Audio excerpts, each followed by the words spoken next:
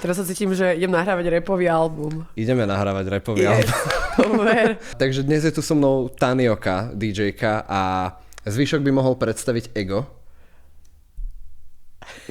Takže teraz sa tam pustí to video. Áno, teraz sa tam pustí to video. Je to skvelá fotografka, ktorá prišla v úplne tejto začiatočnej ére Swagovej a robila nám jedny z prvých fotiek aj na Podzem Gang. Budú sa tam dražiť jej fotky, ona je inak aj DJ-ka a bývalá nie Stormzyho, ale toho druhého Mugu Lupu repera, čo dávajú v kuse Mu a Bu a Lu. Tak je to akože vážne dievča. Je to dobrá baba, skvelá fotografka. Mám na úvod takú veľmi jednoduchú rozstreľovú otázku. Patria na nás na pizzu? No, vieš čo? Ja si myslím, že všetko patrí všade. Počkaj, čo? Všetko patrí všade, keď chceš. Akože nie je zase úplne do extrému, ale proste ja si to neobjednávam, ale keď to niekto dá predo mňa a som hladná, tak to zjem proste. Piču z rýžu. Áno. Začal by som nejakým takým prierezom tvojho života. Aha. V jednom interviu sa ťa pýtali, že čo sa ti asociuje s pojmom evangelické líceum a ty si povedala, že trauma. Áno. Prečo? Lebo akože nie je to cirkevný gimpel. Áno. Tam tí farári nemajú celibát a vlastne ty tiež nie si malý chlapec, takže... No nie som.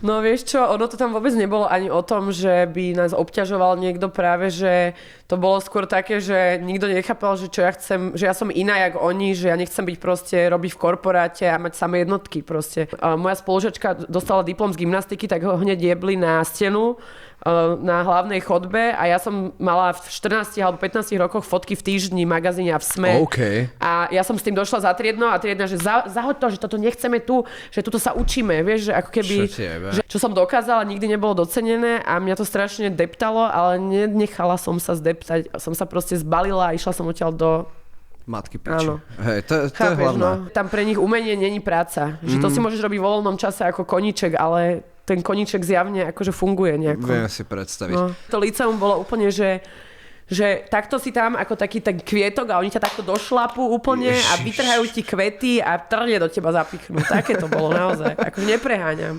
Neodporúčam tú školu. Aj keď by ste ma chceli zbaviť maturity, zbavte ma, nepotrebujem. To sa dá zbaviť maturity? Uvidíme. Zistíme presne.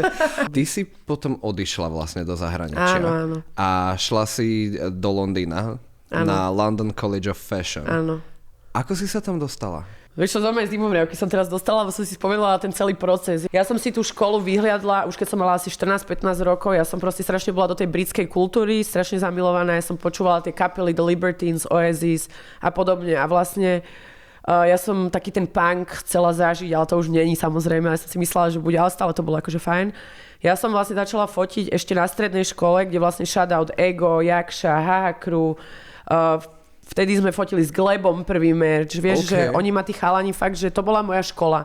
Nie tá škola, ktorú som vlastne dostala, to vzdelanie na tom evangelickom liceu, ale títo chalani fakt ma zobrali medzi seba a boli proste strašne welcoming a bolo to super, lebo sme chodili fotiť proste všelijaké prvé fotky Podzem Gangu, merče som im všetky fotila, prvé Hákru merče, Jakša mal značku Pay Clothing predtým, to som prvé fotila, vieš, že ten Glebov prvý merch. Vážne, že som tam bola na tom začiatku, jak povedal Ego v mojom predstavujúcom videu. Musíme potom zrátať na konci, že koľkokrát som povedala slovo Ego, lebo on je fakt môj obľúbený človek, takže ja veľa ho spomínam, ale vážne mi pomohol strašne v tej kariére.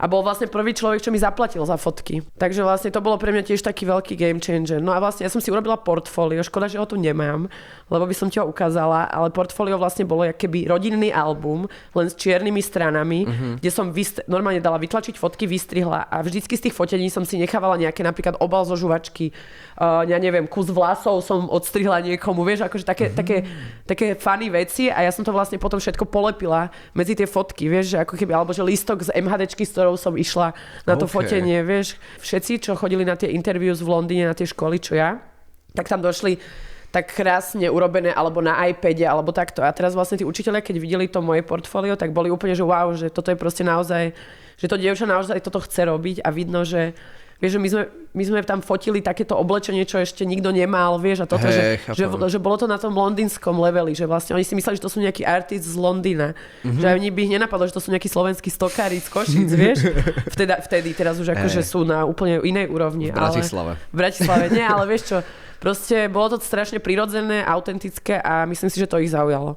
A teraz prišla si tam a nasťahovala si sa tam. Mám takú funny story, že vlastne, čo mi pomohlo sa presťahovať do Londýna, kto teda? To je strašne smiešne, podľa mňa to využiješ. Nie, nebol to ego tentokrát, ale bol to pán Richard Sulík. Čo? Toto je, že fun fact, ktorý veľa ľudí o mne nevie, ale tak je to akože normálne verejná informácia, že vlastne ja som fotila kuchárskú knihu Richarda Sulíka, ktorá sa volá Fešák nie som, ale variť viem. A ja som vlastne úplne mimo politiky a mimo veci strašne vďačná Richardovi Sulíkovi, lebo vlastne on mi dal tento job, ktorý mi vlastne pomohol zaplatiť ten depozit, ten prvý nájom a takto. Ja som sa v tej dobe bavila s jeho dcerou veľa a on taký, že zaháňa fotografku a videl moju, Sašku. Ja, že iba syna. Hej. Syn je veľmi populárny, Saška sa drží trošku uzadí. Bolo to super, fakt super experience pre mňa. Richard Sulík shoutout tiež teda. Dúfam, že ma nepohřbia ľudia za toto, ale tak je to cute podľa mňa. Hlavne on už ani nie je v politike. No hej, tak ale stále niečo tam šmelil. Ale akože to je super podľa mňa. To, čo robí s tými, tú kuchárskú show, to je brutálne, že proste Sipek si to takto vybudoval. A ja strašne cením, že dal názov tej knihe taký, aký dal, že Fešák nie som, ale variť viem. A takto tam proste si páca ruky a všade je múka. A ja úplne lol. To si tiež fotila ty? Nie, obálku som nefotila, lebo už som bola v Londýne. A potom, keď už si bola v Londýne, tak ty už si musela nejak zarobiť sama na život? No jasné. Alebo... No a čím? Ako? Lebo akože, dobre, tak... Ja neviem. Pohode poviem, nebolo to OnlyFans. No. Takže ja som tam mala ešte jedného kamaráta Davida a vlastne my sme išli spolu do Job Center. A my sme mysleli, že v Job Center, to je jak tu úrad práce, že ti dajú reálne nejakú prácu normálnu. A oni, že jediná normálna práca, teda jediná voľná práca je táto. A poslali nás, že je to, že catering assistant. A catering assistant pre mňa je, že napríklad máš nejakú akciu a tam je catering a ty pomáhaš toto. A my sme došli na adresu a to bola nemocnica. Nemocnica rakovinové oddelenie, catering assistant. To bola moja prvá práca v Londýne a to bolo fakt crazy, lebo som vlastne chodila tam pred školou ešte ráno na 4:00.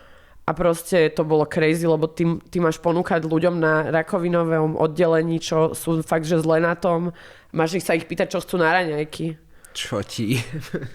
No, hrozné to bolo. Vydržala som tam pár dní, to bolo hrozné. David tam vydržal týždeň a povyšli ho na manažera, lebo tam nikto nevydrží týždeň.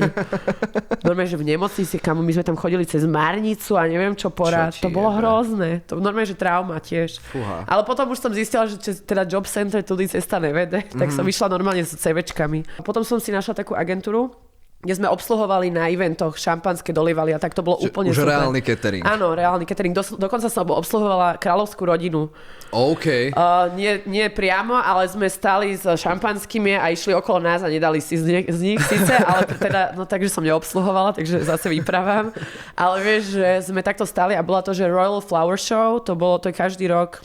A vlastne to ešte žila kráľovna, ten princ Filip, bol tam Harry, William, všetci išli takto. Princ Andrew nebol kontroverzný. Ale viete, čo mňa strašne, akože, čo ma vždycky strašne šokovalo na tejto udalosti, je, že vlastne ja som bola vpustená do revíra medzi kráľovskú rodinu a nikto si neskontroloval nejaký môj security check, že môj občiansky. Vieš, že či nemám niečo v kabelke, alebo neviem čo. Vieš, čo myslím? No však furt lepšie žiadna kontrola, ako keby mal prísť kontrolovať princ Andrew. To nechceme. To už som bola moc stará na to asi. Jeho vlastne teraz... Jeho teraz normálne vyhodili proste z kráľovskej rodiny, že on už ani nie je proste princ, on už je iba Andrew. Co je Andy? Aďo. Starý dobrý Aďo. Ty kokos extrém, no. Takže tak, jak hovorí Veneliska. Pozeráš Venelisku? Ty kokos, tak to ti budem posielať, úžasné. Okay, vôbec absolútne nevieš, tá by mala sem dojsť. OK. Taká stará pani, teda stará, má 34 a žije na dedine s mamou, je zbavená svojej právnosti, ale mobil jej nezobrali. Naozaj úžasné. A livestreamuješ zo sanitky, keď ju vezú na psychiatriu. Čo ti jebe? Počkaj, ukážem ti, čo mala dneska. Úžasné. Fakt Veneliska nič? To som si myslela, že takýto priebojník sociálnych sietí ako ty, že bude vedieť. Nie, ja mám akože môj životný cieľ je pozvať sem moju obľúbenú influencerku Lana B. To je kto? Nepoznáš Lanu? Kámo, to je proste... Tak to vyzerá Veneliska. To nie je Mikela? Nie, Mikela? Dnes už mám rande, dúfam, že už príde a keď nie, pôjdem sama za sebou. Áno. Ličiať sa live za 5 minút. Ličiať sa live nebude vidieť tým mobilom.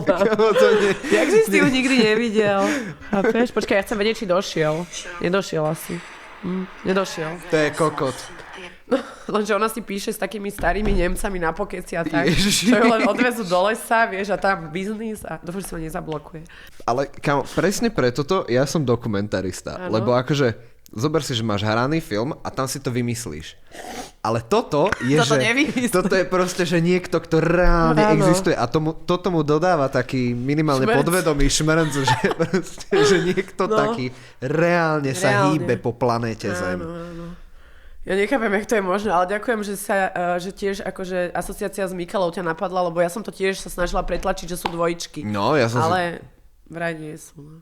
Aké boli reakcie okolia vlastne na to som úplne tak preskočil toto, ale že keď si povedala, že ideš do toho Londýna? No na liceu sa mi trošku smiali a boli také, že len aby si zmaturovala. No som im ukázala, že som zmaturovala, lebo tá maturita bolo to posledné, čo ma mohlo zastaviť pred tým Londýnom.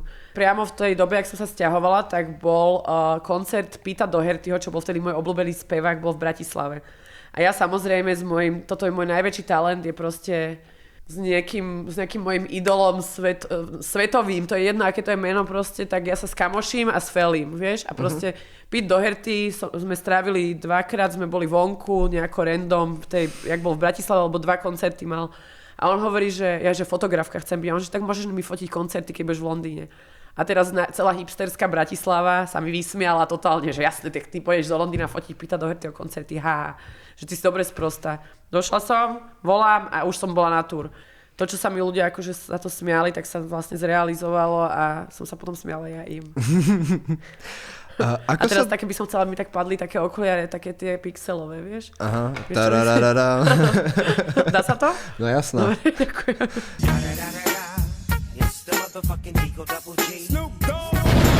Ako sa dostaneš akože takto k tým ľuďom? Proste si dievča, no nie si dievča, som dievča, dojdem tam na ten koncert, je tam nejaký backstage, takto sme sa s kamoškou pretlačili aj A$AP Rockymu do backstage, že sme stáli pred tým backstageom, dokým nám niekto neotvoril tie dvere proste a sme tam už... Neviem, vždy som bola nejak v správnom čase na správnom mieste, že napríklad ten Pete Doherty, že som išla práve do školy ráno na Evangelické liceum a išla som okolo El Gaucho na tej promenáde v centre. El Gaucho reštaurácia. Jo. A vo dverách stojí Pete Doherty a ja, hej! A on pozerá na mňa, ja pozerám na neho, pozerám na seba a on, že poď. A ja, že idem. A sme si tam dali Cuba Libre a ja do školy nič vôbec nehrozilo. Mama volá, kde si? A to je jedno, mami potom vysvetlím. Vieš, že proste bolo to také, že rodičia, čo sa deje? Nedošla si do školy. A ja, to je pohode. Plus, ešte poviem, jak sa dostávam k týmto ľuďom, je Pohoda festival. OK. Na Pohoda festivale robím už asi 10 rokov. Artist Liaison sa to volá a je to vlastne, že sprevádzaš kapely. Ty hrávaš na Pohode?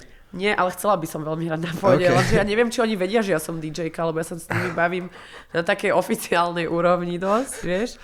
Tie e-maily sú také, alebo Whatsappy. Takže určite chcem sa im ozvať, že či by sa nedalo aspoň na nejakom malom stage, lebo tak už som hrala na Grape, už som hrala na tom Wave festivale, že akože tá Pohoda je taký môj sen, vážne. A na Rubikone? Na Rubikone mi slúbili, že budem hrať, nebola som na plagáte ani...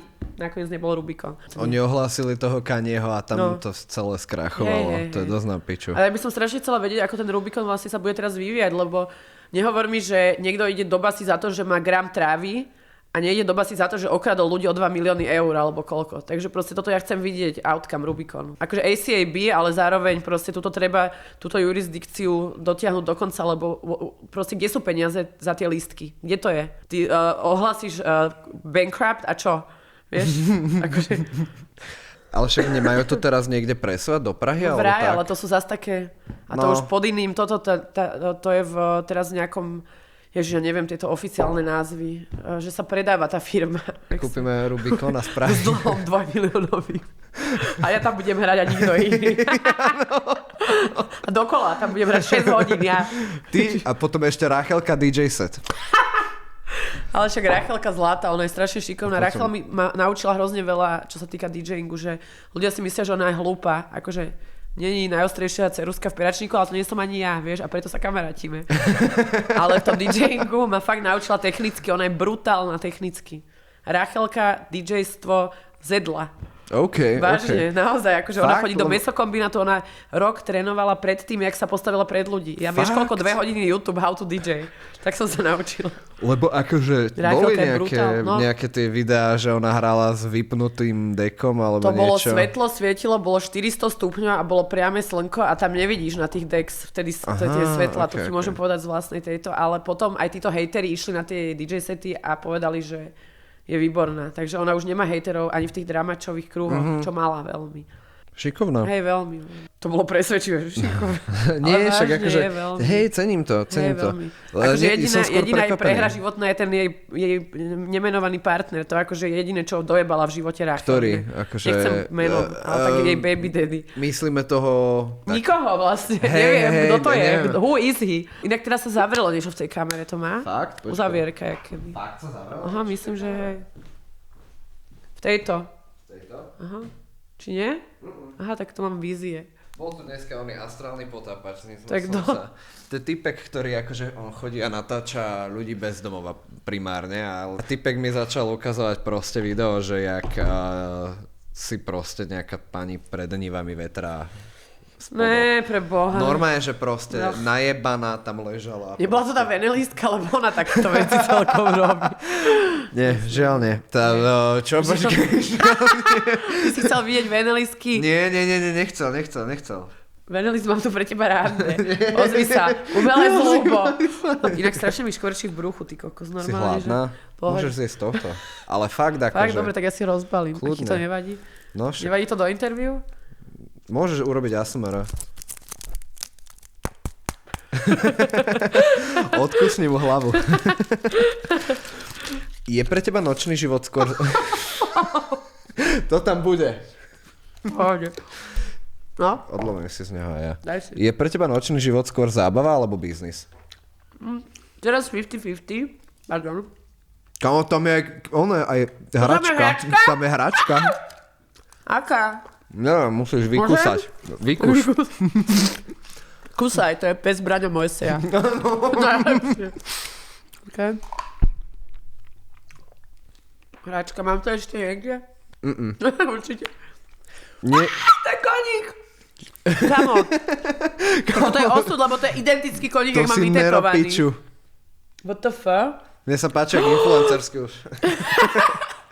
To je extrémne, to je presne ten kón, čo mám vytetovaný a má aj oheň. Brutál. Tak to je v piči, to si normálne, že podľa mňa vložil do toho. Ja som mala takého spolubývajúceho jedného v Londýne, čo predával trávu a on dával... Môžem? Či to je... Môžeš. Ten môj spolubývajúci dával do týchto tú trávu a on to zalial naspäť do toho vajíčka. OK. Takže takto predával ako kinderko. Chápeš? Že normálne najebal tam čokoládu na to ešte. Všetko? No naspäť to zavrel. To kinderko sa dá zavrieť znovu. OK. Takže on ti to predal ako vajíčko, len kinder. Ale nebolo to iba vajíčko. Inak toto neviem, či mám dosť mozgových buniek zložiť. Čo dvojročné deti skladajú. Čiže ako je to s tou zábavou? Vieš čo, ono to hrozne vidno, keď ja hrám set iba ako biznis a keď sa zabávam. Že potom sa tí ľudia nezabávajú, keď to je pre mňa len biznis. Čiže vlastne ja musím to balancovať. Snažím sa zabávať sa vždycky aj ja, ale nie vždy máš dobrý deň, vieš. Nie vždycky proste môžeš fejkovať, že sa zabávaš. Čiže 50% biznis, 50% zábava sa snažím vždycky. OK. To je také rozumné. Áno. Jak ja. Čo musíš dosiahnuť, aby si povedala, že som úspešná? Vieš čo... Asi keď si kúpim zlatý hamer. No OK. Vtedy si poviem, že som to I made it. Prečo zlatý hamer? Ja by som chcela strašne... Hamer je proste auto, kde sa zmestí moje ego. Keďže sa pohybuješ v tom nočnom živote a sú tam najebaní ľudia, najebaní muži, zažila si už niekedy nejaké že sexuálne obťažovanie alebo nevhodné správanie? Skúsil by sa ma dotknúť, niekto mám čierny pás karate. Fakt? No. Nehovorila si, že si hrala na klavíri? Aj. A ešte aj karate? Hej. Ty kokos, to je masaker, ale. Absolútne nikto by si na mňa nedovolil. Vedela by si napríklad, že rukou proste rozťať ten drevený stôl? Aj 4 pod sebou. Fakt? Samozrejme. Skúsiš to? Akože... Jasne, že nie, bože. Pozri, aký mám ruky. Však Karate Kid to zvládol. No, ja viem. Ja som chodila... O čo si horšie ako malý chlapec 15-ročný? Neviem, spýtaj sa aj p***na. To piče. Ja neviem. No, stalo sa ti niekedy, že ti už hodili do pitia? Ne, ale aj keby, tak pohodia asi. Nie, akože nie, tak ja si dávam strašne pozor a ja vždycky mám okolo seba, ja nejdem nikde sama, vieš. Toto keby niekto spravil, tak dojde jeden z mojich chalanov, čo mám proste bitkárov, tak ich zabije, vieš, týchto ľudí, čo... To sa vždycky dá dohľadať, že kto chodí a spajkuje, lebo to proste už nie sme v dobe za opicami, že všetko už je na kamere, vieš vlastne. Takže. Hrala by si v trafe? Ježiš, milujem, strašne by som chcela hrať v trafe. Okay. Ja do trafa som chodila, odjak živa, my sme chodili s Lukom, ešte s partiou, ešte Luka, keď bol futbalista, takto sme chodili do trafa, to bolo super, on bol majiteľ trafa. Ježiš Maria. Majiteľ trafa. No majiteľ trafa, že došiel a proste takto otvorené všetko, takto fľaša na stole, sedeli sme tam koľkokrát so Zuzou Plačkovou, vieš, a takto, že Luka proste všetkých poznal po mene, akože vážne, nie preto, že by bol taký kalič, ale preto, že tam proste, tak on je slušný k ľuďom, tak sú slušní ľudia k nemu, vieš.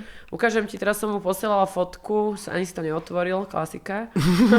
Ďakujem, ale pozri sa, takto vyzeral. Áno, to si pamätám, ešte dlhé vlasy. A analogu ešte brutál, no. Keď sa vrátiš z Londýna, tak v rozhovore si povedala, že ideš na langoš. Je to tak. Do Šamorína. Do Šamorína. Aký je najlepší langoš? Toto je dosť taká otázka. Takže ja som predtým si dávala langoš, ktorý sme mali taký názov toho langošu medzi mojou partiou, sa volal, že Flex King langoš. Lebo frajer Flex King, keď mal vlasy polku čierne, polku blond, tak ja si dávam taký langoš, že polka ketchup sír, polka smotana sír. Takže my to voláme, že Flex King, hej, lebo že to bolo tak. Teraz, jak začínajú tie langošové trendy, ja mám spoluprácu s jednou langošárňou v Prahe, čo už proste ten langoš odniesla na úplne iný level. Vlastne ty si sa pýtal, že kedy bude môj život kompletný, že kedy si poviem, že som všetko dokázala, okrem toho zlatého hamru.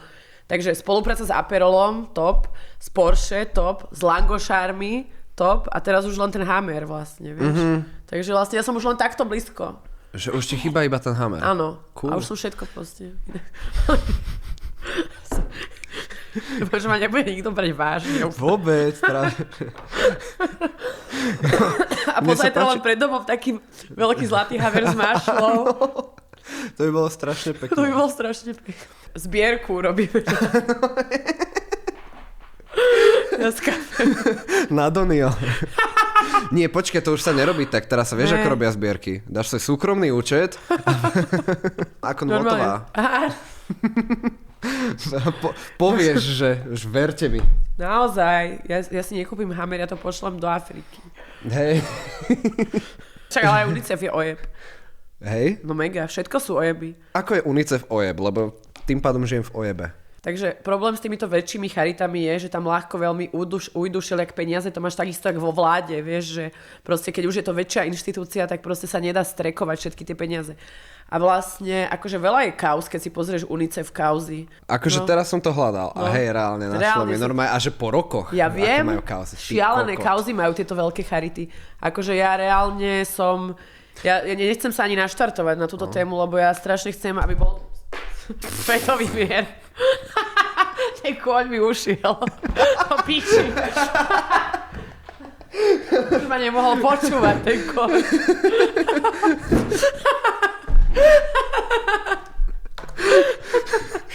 Toto bude najlepší rozhovor. Hej, myslíš? Počuj, urobme to tak, že toto bude silvestrovská epizóda. Áno? A to bude najviac pozretí mať, myslíš? Podľa mňa, hej. Hej?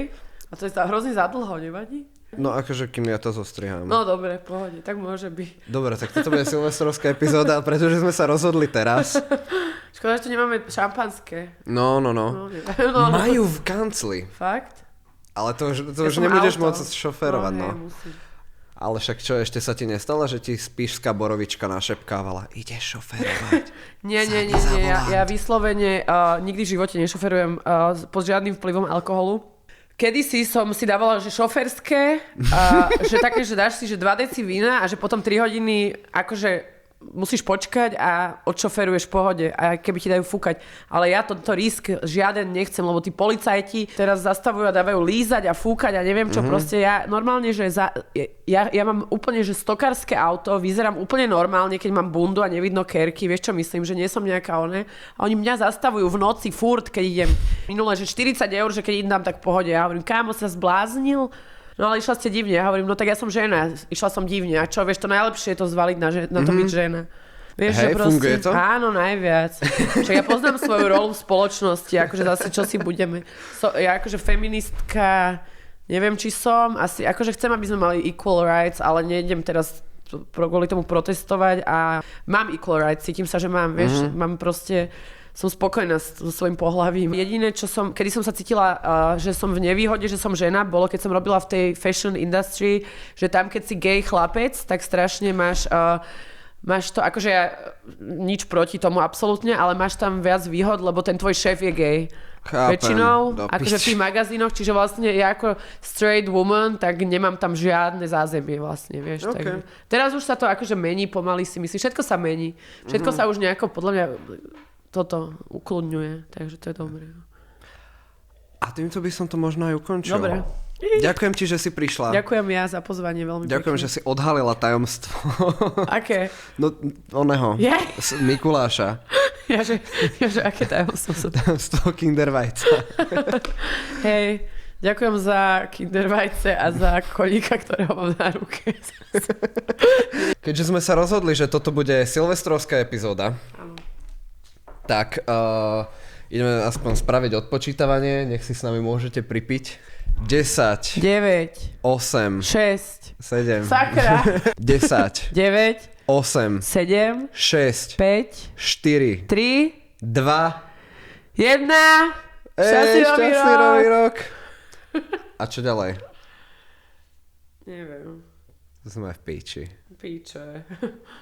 Zomrieme. Dúfam, že budete mať krásny nový rok. Ja poviem len, že pozdravujem Ľuba Andera. Mier. Na tvoje ľubko. Na tvoje ľubino. Šťastný nový rok ti želám. Táňa. Nie, lebo teraz bude ten Ego nový album a tam bude hrozne veľa Ľubo Ander témy, si myslím. Fakt? Takže to bude dobré, že aj... A vlastne aj keď budeme o tom Egovi hovoriť. Bože môj. A spočítame to potom, že koľkokrát som to spomenul. Áno, bude tam Ego counter.